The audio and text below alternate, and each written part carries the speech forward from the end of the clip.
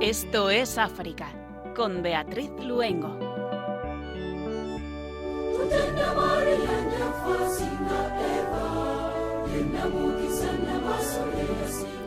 Muy buenas tardes, queridos oyentes.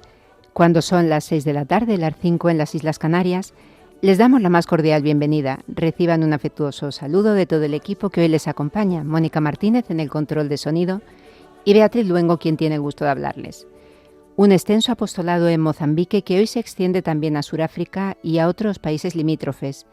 Y uno de sus muchos frutos es la posibilidad de tener una iglesia todavía en construcción, que ha contribuido a difundir la evangelización a un mayor número de familias, por ejemplo, enseñando la verdadera devoción a Nuestra Señora, según San Luis María Griñón de Montfort.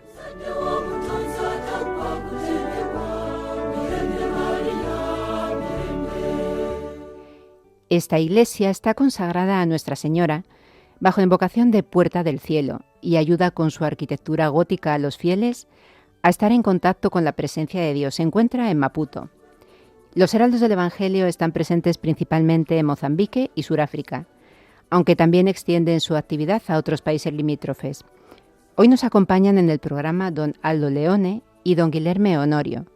Con ellos hablaremos de esta maravillosa iglesia, así como de sus otras muchas actividades de evangelización en el continente africano, siempre con esa profunda devoción mariana.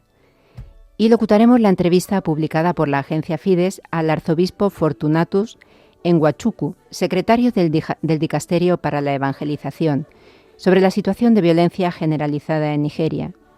Pedimos a María, Reina de África, que nos acompañe en este viaje y poniéndonos en sus manos, comenzamos Esto es África.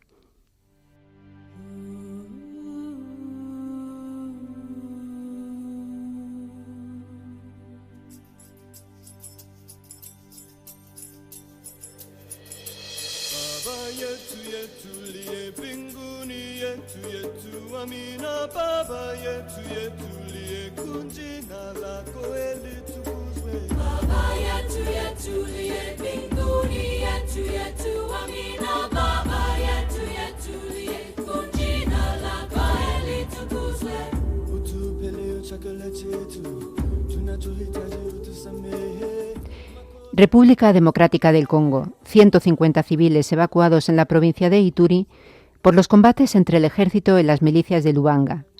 La evacuación fue llevada a cabo por la Misión de Paz de Naciones Unidas en la República Democrática del Congo, tras el estallido a finales de año de una serie de combates entre el ejército congoleño y las milicias de la Convención para la Revolución Popular, CRP en siglas, la última creación del criminal de guerra convicto Thomas Lubanga. Los combates se están centrando en la localidad Bule Center, considerada ahora mismo como una ciudad fantasma. El señor de la guerra se convirtió en 2006 en el primer detenido en virtud de una orden de arresto del Tribunal Penal Internacional de La Haya, donde fue condenado a 30 años de cárcel, de donde salió tras cumplir la mitad de su condena en 2020. Para reforzar la protección de los civiles, las fuerzas de paz de la MONUSCO con sede en Bayo han multiplicado el número de patrullas en la zona, especialmente en la zona de Savo, donde se encuentran miles de familias desplazadas por los enfrentamientos.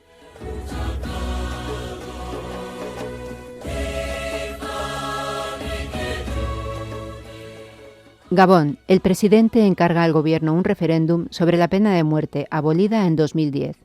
Brice Oligui Nguema ha encargado al gobierno que organice esta consulta sobre la pena capital, en un discurso recogido por la agencia de noticias estatal AGP, en la que ha incidido en que esta discusión debe ser liderada por el pueblo que le eligió. Los asesinatos con fines rituales no son un fenómeno nuevo en Gabón.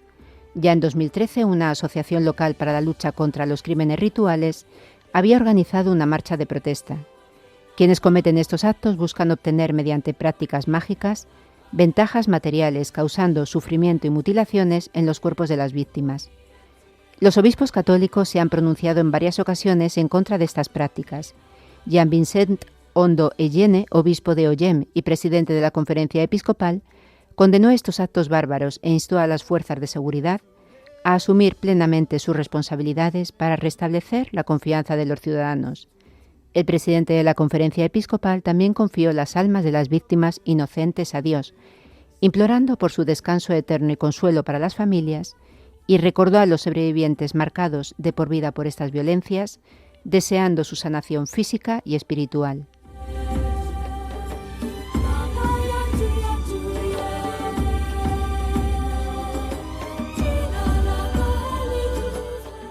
Somalia. Mueren 40 supuestos miembros de Al-Shabaab en 2 operaciones, una de ellas apoyada por Estados Unidos. Según ha indicado el Ministerio de Defensa de Somalia, las operaciones fueron lanzadas en colaboración con sus socios internacionales, especialmente Estados Unidos. La primera de las operaciones tuvo como objetivo una fábrica usada por Al-Shabaab para la producción y preparación de artefactos explosivos, la más grande usada por el grupo. La segunda operación se llevó a cabo en la región de Bay, contra milicianos terroristas de Al-Shabaab que estaban bajo vigilancia desde hace tiempo y que preparaban atentados suicidas y con coches bomba. El grupo terrorista ha incrementado sus ataques en los últimos meses, llegando a tomar zonas al norte de Mogadiscio, la capital, a pesar de que las autoridades han incrementado sus operaciones con el apoyo de clanes y milicias locales, según el plan del presidente Hassan Sheikh Mohamud, que en 2002, al asumir el cargo, prometió poner la lucha antiterrorista en el centro de sus políticas.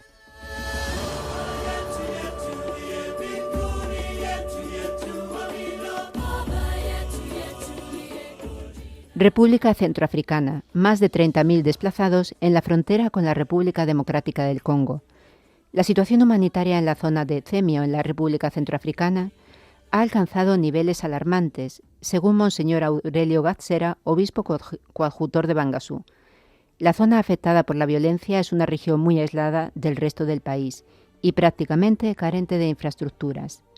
Lleva más de 15 años sufriendo la violencia provocada por grupos armados, como el Ejército de Resistencia del Señor, un grupo de origen ugandés que se había establecido en la zona, la Seleka, denominación de varias milicias surgidas durante la Guerra Civil de 2012, la Unión por la Paz en Centroáfrica, grupo nacido en 2014 tras una escisión de la Seleka, y ahora los milicianos de la AAKG, que nacieron como un movimiento de protección de la población, pero que al final han creado más problemas de los que pretendían resolver, señala el obispo coadjutor de Bangassou.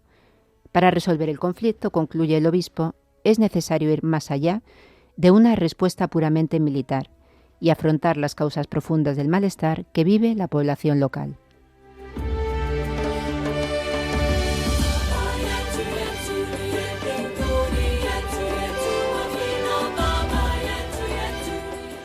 Malawi. 100.000 niños celebran la Jornada de la Infancia Misionera con motivo de la solemnidad de la Epifanía. Este año la jornada se celebró el domingo 4 de enero y contó con una participación amplia y muy intensa de diócesis y parroquias. En todo el país se organizaron celebraciones específicas, en las que tomaron parte numerosos obispos. Los niños participaron activamente como coristas, lectores, monaguillos y animadores de las asambleas, y también animaron los momentos de oración con danzas. El tema de la Jornada de la Infancia Misionera retoma el elegido para la Jornada Mundial de las Misiones 2026, que los niños sean uno en Cristo, unidos en la misión. En todas las celebraciones, los celebrantes recordaron que los padres están llamados a dar buen ejemplo a sus hijos, acompañándolos y ayudándolos a encontrar a Jesús en su propia vida. En cada diócesis los obispos subrayaron el mensaje central de la jornada con distintos acentos, tomando a menudo como punto de partida la solemnidad de la Epifanía.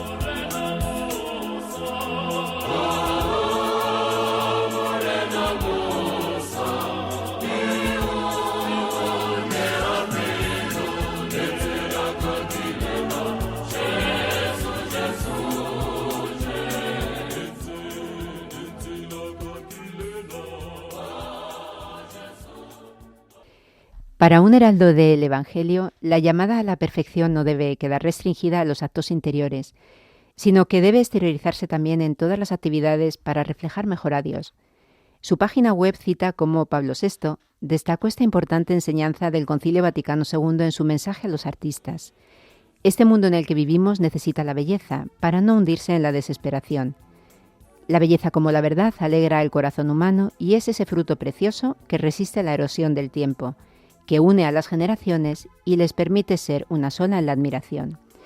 Reflejo de ello es la iglesia que están construyendo en Maputo, Mozambique, consagrada a Nuestra Señora, bajo la invocación de Puerta del Cielo.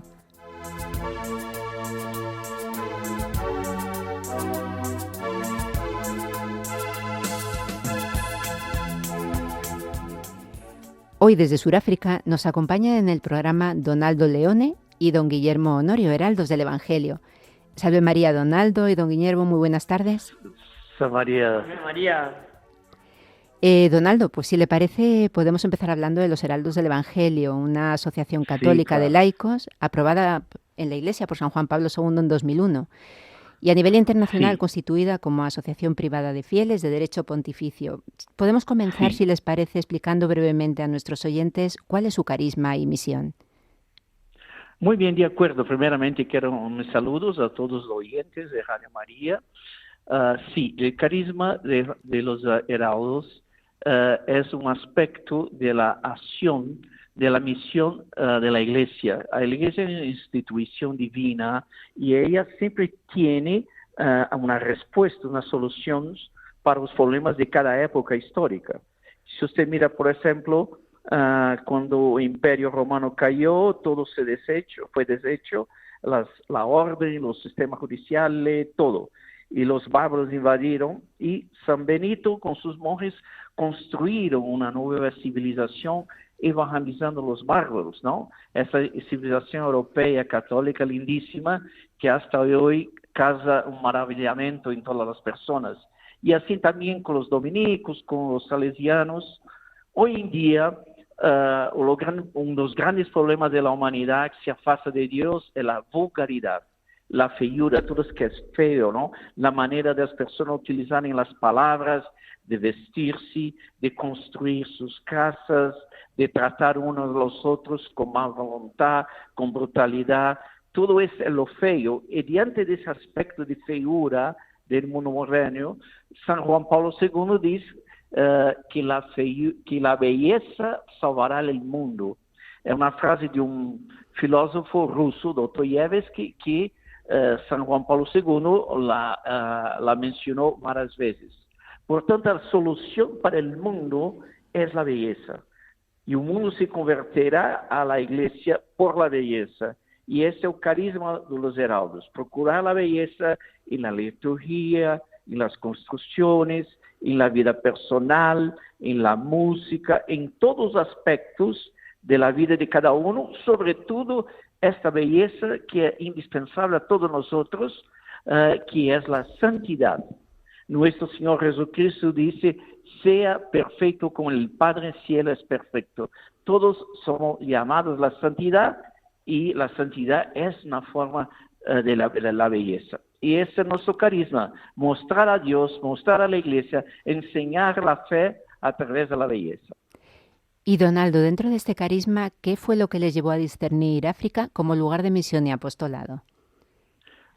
Varios aspectos. O primero sería que los africanos son muy abiertos a la belleza. Si usted ve, por ejemplo, los trajes de las mujeres, ¿no? Con todos aquellos colores, azul, rojo y verde, ellos se encantan con la belleza. Y también hay muchos aspectos del continente africano que son realmente maravillas. Por ejemplo, una cosa a mí que encanta son los leones, ¿no? Las jirafas, los elefantes, es una naturaleza exuberante de belleza, ¿no? Y eso, claro, ya es una plataforma, es una base que Dios crió en la alma del africano para recibir la fe. ¿A través de qué? De la belleza. Don Guillermo, actualmente, ¿en qué lugares de África se encuentran presentes y con cuántas casas y comunidades? Salve María, actualmente tenemos casa en Mozambique, ¿no? En la provincia de Maputo, y también en Sudáfrica, aquí en Johannesburgo, más precisamente en Indeveyo, ¿no? Tenemos también algunos correspondientes en Ruanda, pero quedará más claro después cuando el hermano Aldo explicará mejor. Donaldo, cuando llegaron a África, ¿cuáles fueron sus primeros desafíos y también las primeras alegrías cuando llegaron con la misión allí? El primer desafío son aspectos de la cultura africana, ¿no? Que dificulta un tanto el trabajo de la iglesia. Yo quería mencionar dos dificultades. Una es la poligamia y otro es la brujería, ¿no? Está muy imbuido en la cultura de ellos, ¿no? Y esto crea dificultades para el trabajo de los misioneros, ¿no? La alegría fue ver en ellos como que una inocencia de niños en relación a la belleza de la Santa Iglesia, ¿no? Los cantos, los sacerdotes, ¿no? Con los acólitos, las procesiones, las imágenes, les encantan como si fuesen niños, ¿no? En esto hay un cierto aspecto de inocencia que nos recuerda que nuestro Señor dice, ¿no? Si no se tornares como uno de esos pequeñitos, no entrarás en el reino del cielo. Entonces, sobre este aspecto, ellos ya están preparados para el reino del cielo. Y Sudáfrica, Mozambique, actividades en Lesoto, me comentaba también usted, don Guillermo, en Botsuana. ¿Cómo se organiza la vida comunitaria apostólica entre casas que se encuentran en países distintos? Porque a veces tampoco es muy difícil viajar de un sitio a otro en África. Sí, es verdad. Nuestra vida comunitaria depende mucho de nuestro trabajo, ¿no? Por ejemplo, los hermanos Guillermo y yo visitamos las familias, ¿no? Con la imagen peregrina de Nuestra Señora de Fátima, evangelizamos las familias y todo nuestro tiempo, nuestro programa depende de ellos, a qué hora pueden recibirnos, ¿no? Y también hacemos misiones en las parroquias, también depende de los sacerdotes que creen que es mejor hacer. En Mozambique ellos tienen una vida diferente de nosotros porque tienen otras obligaciones. Por ejemplo, existen dos hermanos heraldos que trabajan full time en anunciatura apostólica, ¿no? Y después tiene el trabajo de los chicos, después tienen que enseñar a ellos como una escuela, después tienen la enseñanza de la música, después tienen la enseñanza de la catequesis para los niños de la parroquia. Por tanto, eso depende mucho de las actividades de cada comunidad. Don Guillermo, los miembros de los heraldos son en su mayoría muy jóvenes, de hecho usted también es muy joven. Y África es también a su vez un continente marcado por una población mayoritariamente joven. ¿Cómo es el encuentro entre ustedes y los jóvenes africanos? Mire, doña Beatriz, es una cosa así impresionante. Por ejemplo, estábamos ahora a finales de 2025 en Lesotho, ¿no? Y iba a empezar hicimos una misión mariana y que empezaba a las 6 de la mañana. Entonces, en un pueblo cerca de Maseru, ¿no? Y son personas así. Y una cosa impresionante que me marcó muchísimo es que cuando llegamos con el coche, ¿no? Sacamos la sagrada imagen de la Virgen de Fátima. Y, es una cosa que no he visto nunca. O sea, ellos tenían tanta alegría, ¿no? Tamaña alegría, que, tenía de todo. Los chicos de creo que de 6, 9 años, así cantando alegres, como que mirando a la Virgen, así, personalmente. Es una cosa de locos. Y así, no sé si dice así en español, también hicimos las 1000 Ave Marías, ¿no? tenido esa gracia. Y, o sea, fue no solamente 1-2 horas, fue el día todo.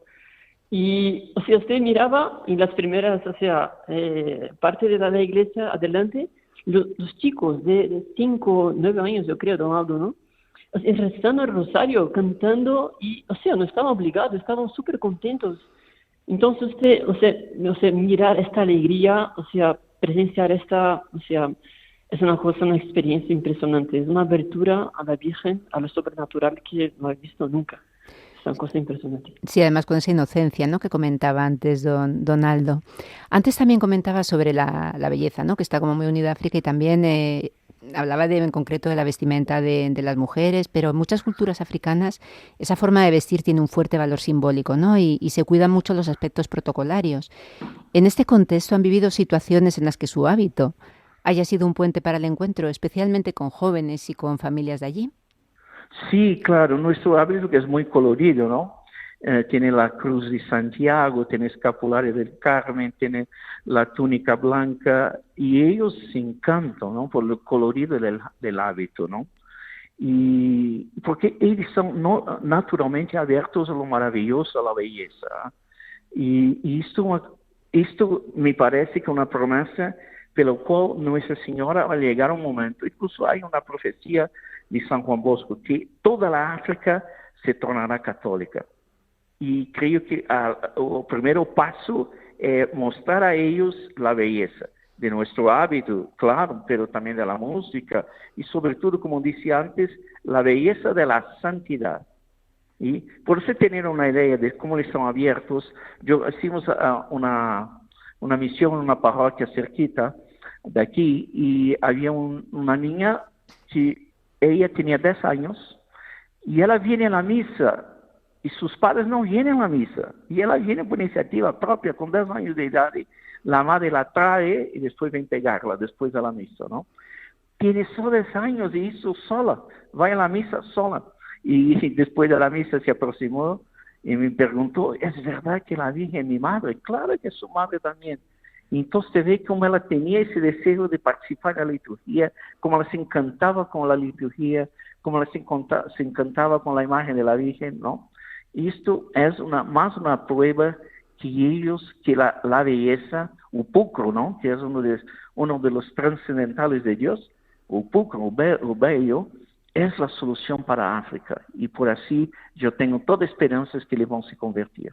Pues Donaldo, don Guillermo, si les parece, y antes de continuar con esta entrevista que nos va a llevar más concretamente a la misión, ¿no?, que llevan a cabo ustedes allí en el continente africano, vamos a hacer una pequeñita pausa para escuchar la maravillosa música religiosa que nos llega desde ahí, que además nos ha pasado don Guillermo, y también para meditar un poco, ¿no?, sobre lo que nos dice usted, Donaldo, esto de que la belleza, especialmente la belleza de la santidad, salvarán el mundo.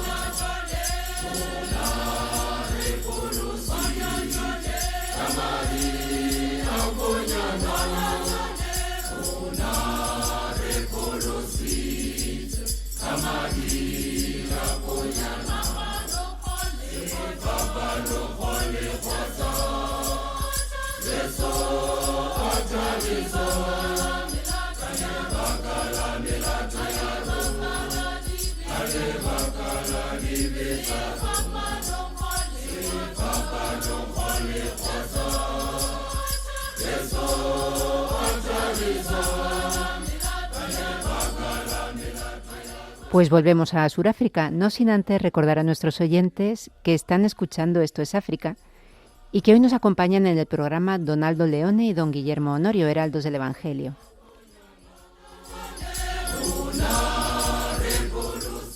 Vamos a continuar la entrevista, Donaldo, conociendo más sobre la misión y el apostolado en los países donde se encuentran.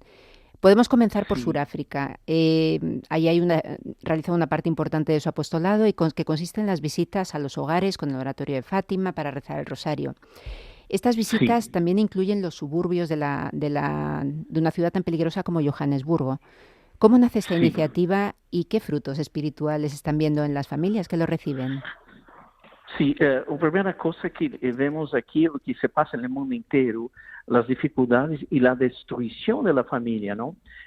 Papa San Juan Pablo II hablaba de esto en su encíclica, ¿no? Familiares Consorcio.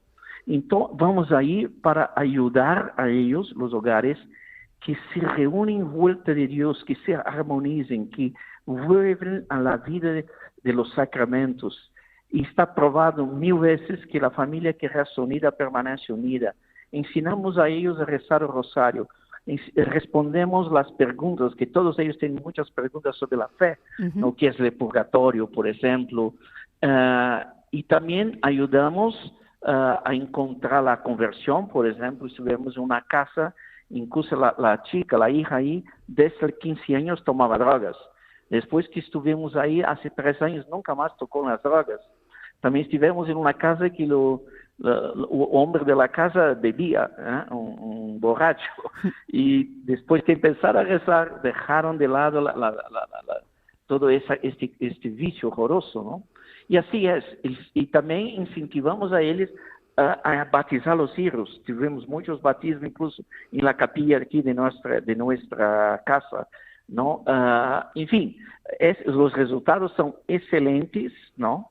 Y siempre con mucha abertura, con mucha avidez y con mucho deseo de conocer, ¿no? Por eso que ellos tienen muchas preguntas, pero ellos son muy tímidos de hacer estas preguntas en la parroquia, porque ellos ven que los sacerdotes están muy ocupados o por otras razones, pero en sus hogares ellos están abiertos para hacer preguntas, ¿no? Y tienen un deseo, una sed de la verdad, una sed de Dios, ¿no? Por tanto, ese trabajo es excelente y vimos los resultados, ¿no? No olvides, ¿no? Que lo que dice San Pío X, ¿no? Se le conseguiría en el mundo 1 millón de familias que rezasen el rosario todos los días unidos, él convertiría el mundo entero, cambiaría el mundo entero. Y esta es verdad por el mundo de hoy, ¿no? Si ellos empiezan a rezar el rosario en familia, eles se armonizam, se reconciliam, empiezan a asistir a la Santa Misa, participar en la liturgia y todo más. Esto, viendo los resultados, claro, nos trae mucha alegría, ¿no? Y junto a estas visitas ofrecen también formación para jóvenes y familias, es muy importante la consagración total a la Virgen María según la fórmula de San Luis María Griñón de Montfort. ¿Cómo responden los fieles africanos, especialmente los jóvenes, ¿no?, a esta propuesta de consagración total a la Virgen María? Con toda naturalidad, como mencionamos, sin entusiasmo, tenemos ya muchos grupos que la hicieron. Usted mira aquí que por causa de las consecuencias malas do apartheid hay todavía una cierta división entre las razas, ¿no? Pero esta invitación para consagrarse a la Virgen es bien recibida entre los blancos, los mestizos y los negros. Con una abertura, con avidez, en las charlas ellos toman nota y quieren saber más y es impresionante, es una cosa natural para ellos, ¿entiende? No tienen ninguna objeción, ¿no? Y, bueno, una otra cosa que me olvidé de decir, que en las visitas de la Virgen, en las parroquias, a los hogares, también hacemos la distribución, la imposición de la medalla milagrosa. Estamos haciendo la campaña de la medalla milagrosa en Sudáfrica a pedido de los padres vicentinos, ¿no? Que ellos son los responsables por la medalla milagrosa. Pero como encargado está un poco viejito, pidió que nosotros asumísemos ese trabajo y es impresionante, ellos quieren recibir la medalla en las fábricas, en los restaurantes, en las tiendas, en toda parte, ¿no? Mismos que no son católicos, ¿eh? Quieren tener la medalla milagrosa. Qué belleza y qué impresionante, Donaldo.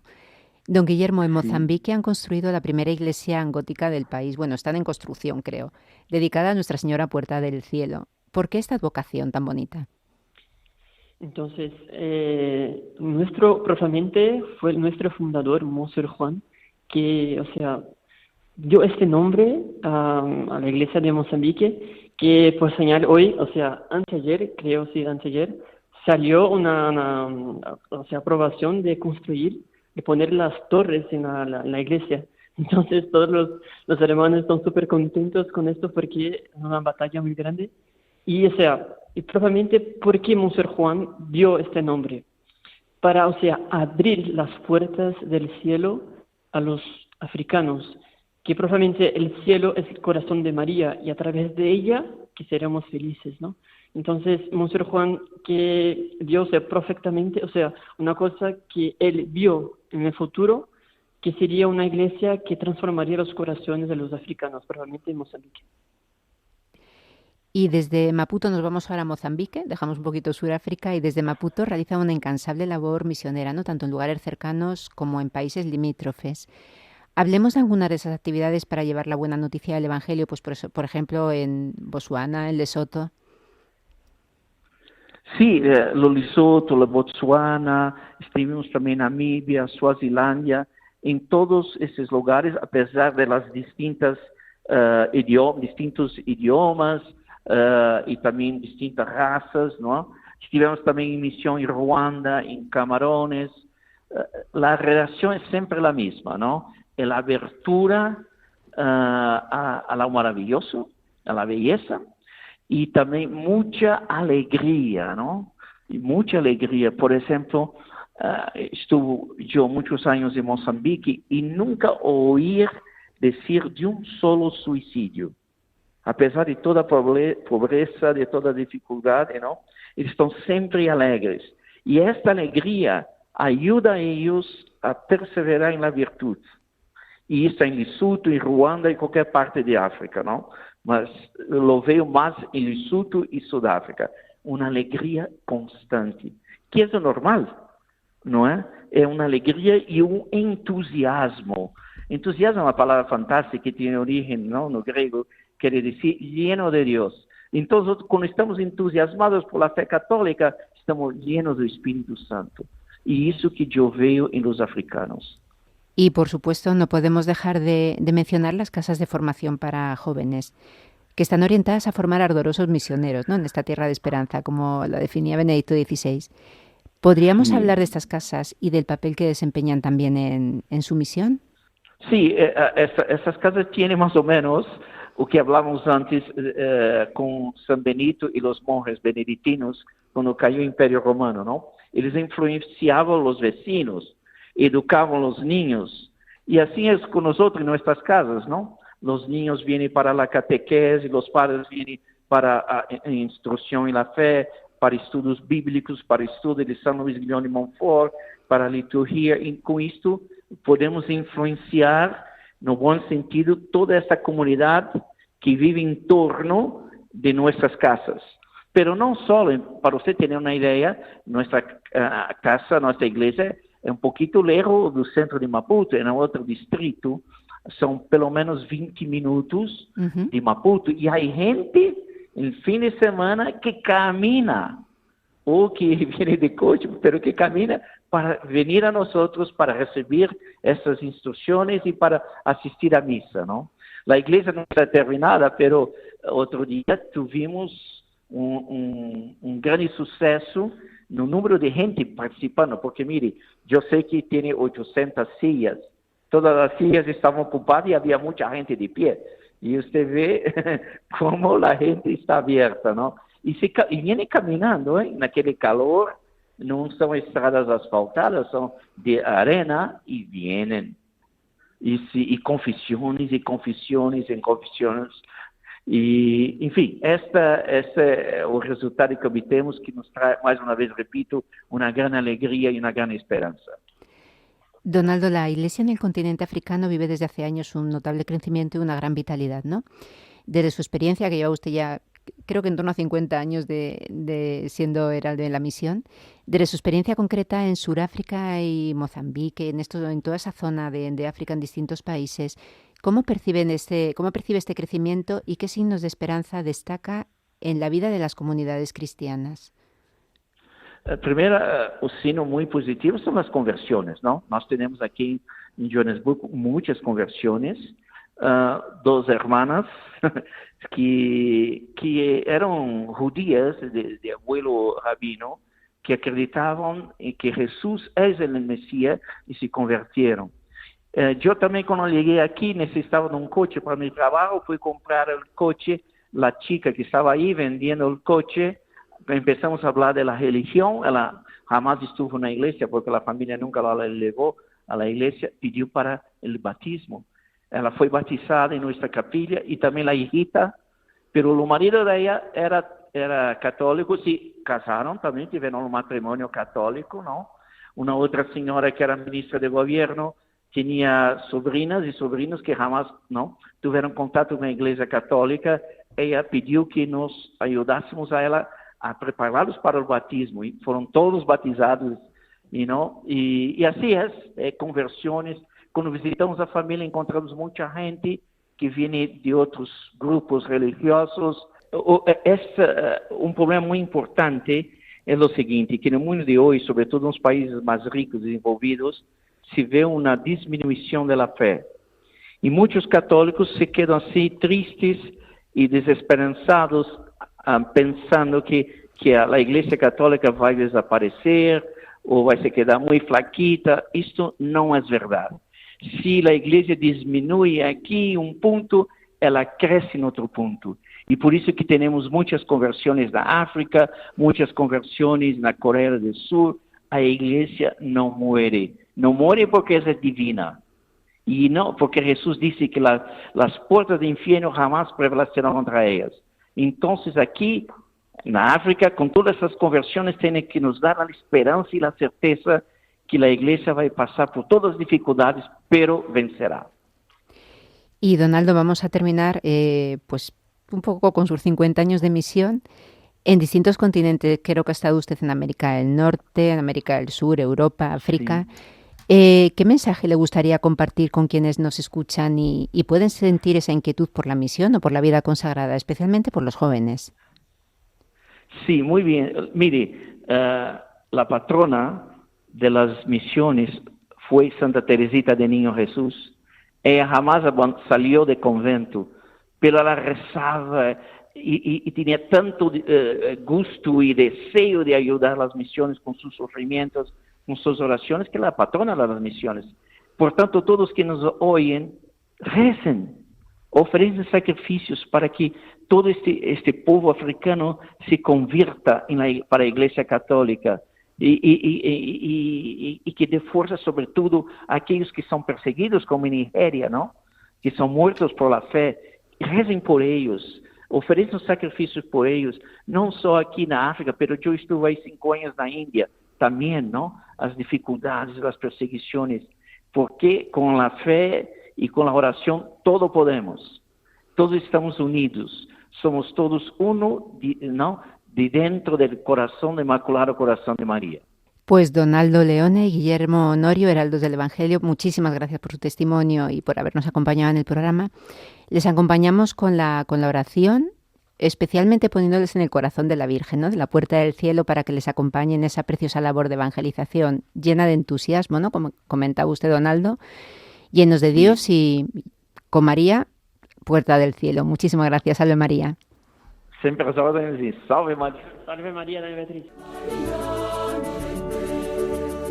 Estás escuchando el programa Esto es África con Beatriz Luengo.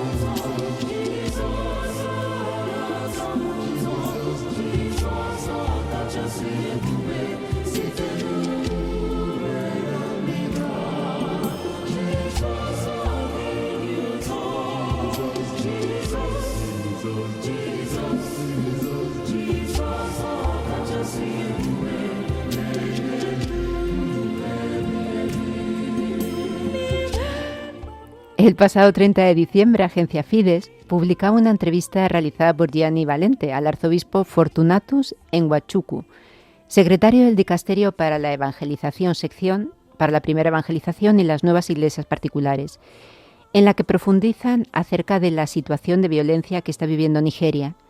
Le hemos pedido a nuestro colaborador César Barbosa de Miguel que nos ayude a locutarla poniendo voz al arzobispo. Una visión desde la fe profunda y también visto desde su origen Igbo. A continuación vamos a locutar íntegramente esta entrevista, ¿no? Respetando literalmente su contenido para que no se pierda ninguno de sus matices.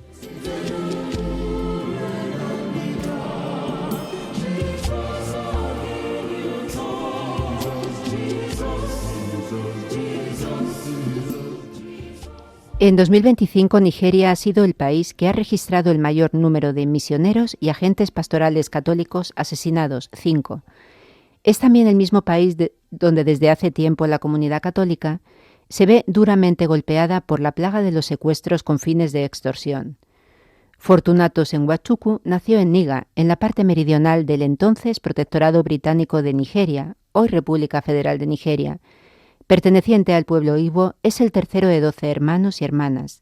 2 de sus hermanas menores murieron durante la guerra de Biafra.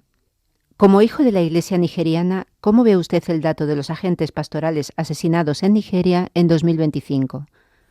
Todo esto es motivo de profunda tristeza y también, en cierto modo, de vergüenza, porque Nigeria es uno de los países con la población más religiosa del mundo, un pueblo de creyentes, cristianos y musulmanes. Todos decimos ser gente de paz.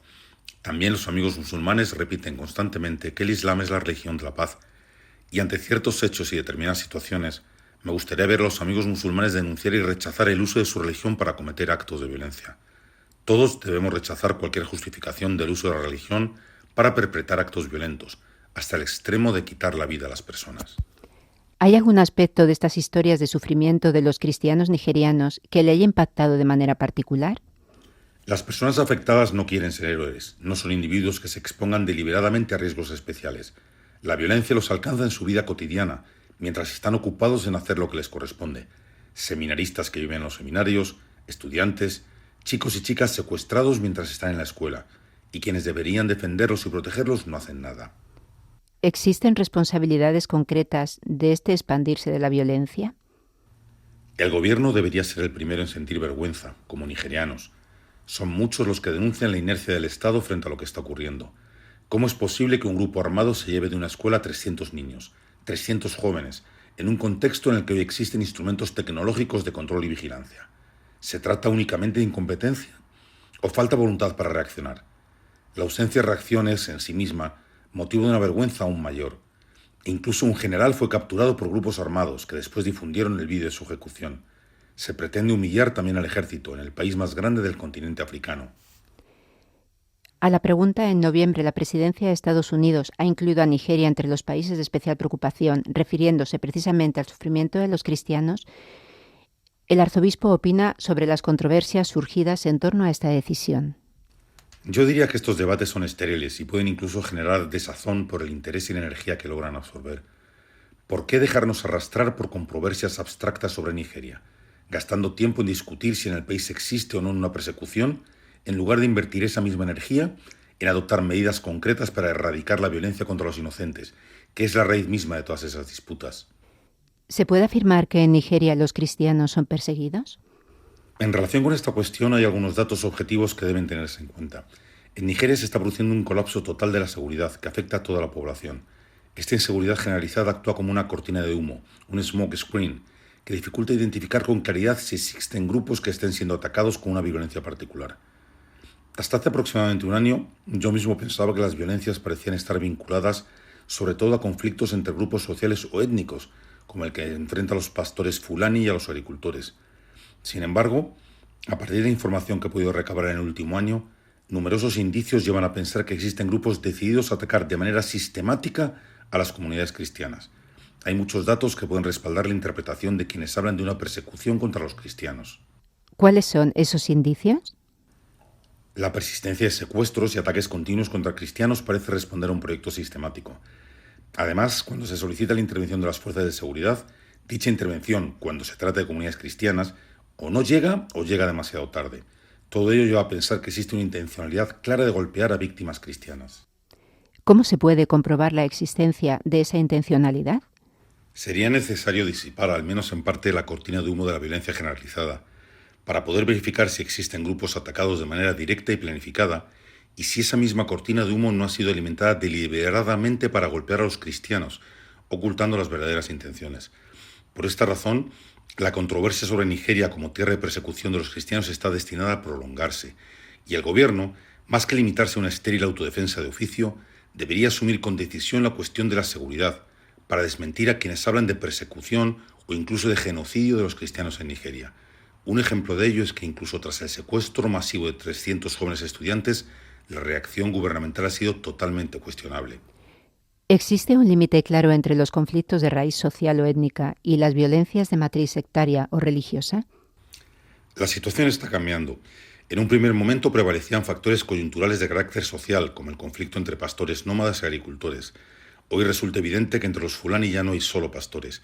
Es evidente que se han infiltrado en ese grupo. Hay individuos que no conducen ganado, se desplazan en motocicletas y otros medios, llevando armas automáticas de asalto. Estos grupos atacan aldeas, escuelas y seminarios. Así, el conflicto entre pastores y agricultores se ha convertido en esa cortina de humo, detrás de la cual se mueve otra realidad.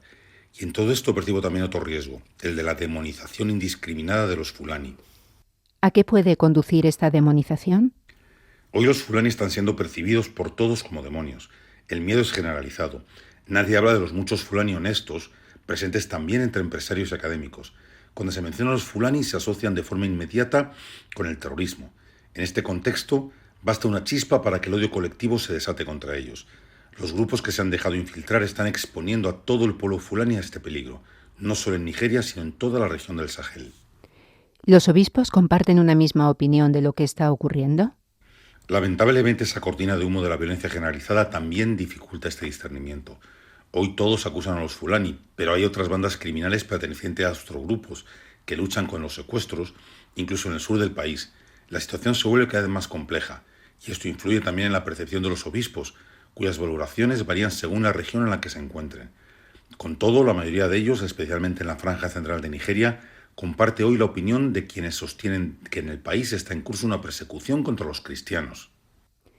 ¿Las comunidades siguen alguna estrategia o recomendación para afrontar esta situación? Mientras los órganos vinculados al gobierno no parecen capaces de garantizar la seguridad de los cristianos, la Iglesia Católica y las iglesias protestantes y reformadas tradicionales comparten orientaciones y medidas prácticas para actuar con mayor prudencia y reducir los riesgos. Los grupos pentecostales, en cambio, suelen reaccionar de manera más enérgica, señalando con mayor fuerza las responsabilidades del gobierno.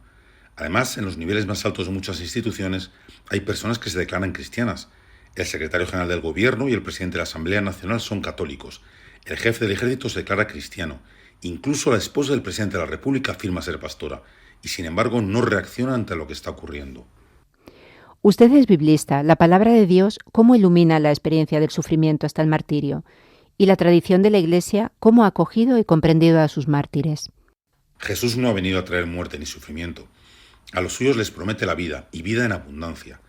Para darles esa vida, él mismo ha entregado la suya.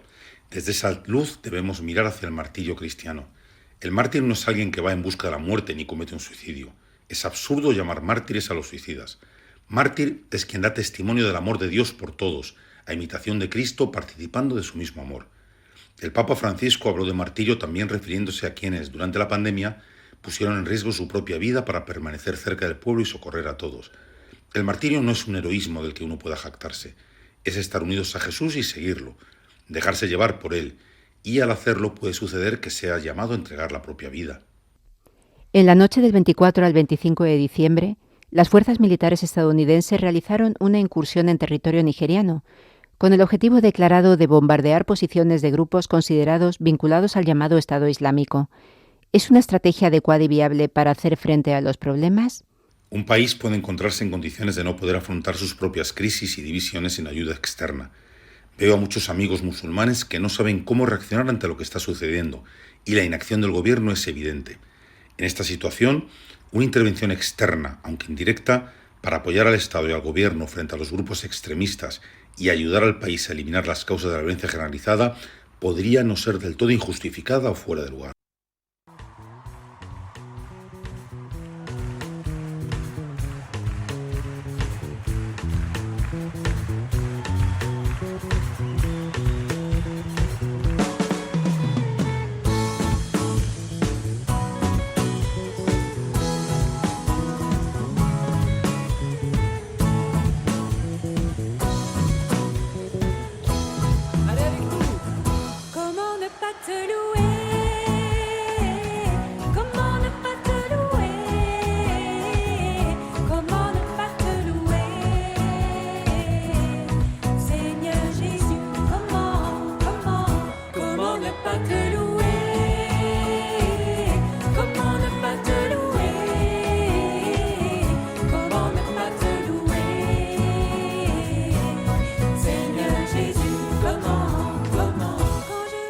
Y ya nos toca despedirnos. Agradecemos de corazón a don Aldo Leone, a don Guillermo Honorio, heraldos del Evangelio, que nos hayan llevado a través de la evangelización y la devoción mariana a diferentes países del continente africano, a Sudáfrica, Mozambique, Lesoto, Botsuana.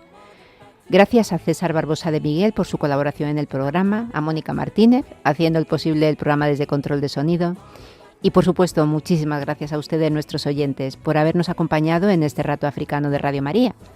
Les invitamos a permanecer con nosotros, ya que al término de este programa comenzarán las oraciones de la tarde. Les animamos también a escribirnos al correo electrónico del programa estoesafrica@radiomaria.es y a volver a escucharnos si lo desean a través de nuestro podcast. Que María los guarde y acompañe siempre y si Dios quiere estaremos con ustedes el próximo 18 de febrero.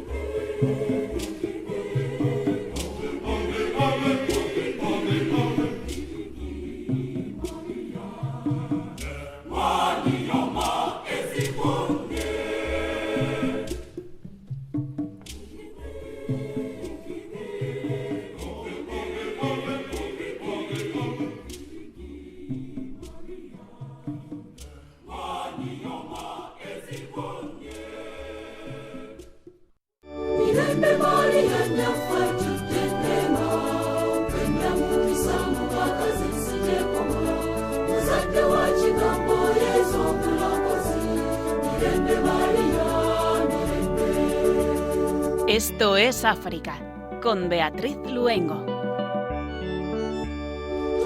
María.